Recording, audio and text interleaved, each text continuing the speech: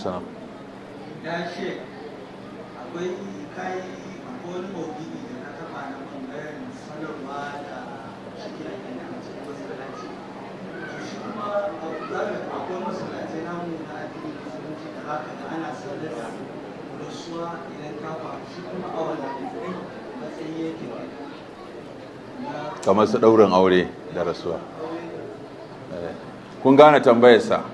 A cikin mun ce ba a yin cigiya a masallaci, abinka ya ɓata ka ce abuna da ya ɓata ina so in gan shi, da Allah wa ya tsinci takalmina ko ya tsinci agogona ko ya tsinci hulata, an ce wannan haramun ne a masallaci. Sai ya ce to kamar yanzu misali a sanarwa fa, kama a ce ana sanarwa an yi rasuwa a masallaci za a yi jana'iza lokaci kaza, ko kuma a ce ana sanar da ɗaurin aure, to wannan ba laifi, shi wannan ba cigiya ba ne, sanarwa ne, suna da bambanci aiko, babu laifi a sanar da rasuwa ko a sanar da ɗaurin aure.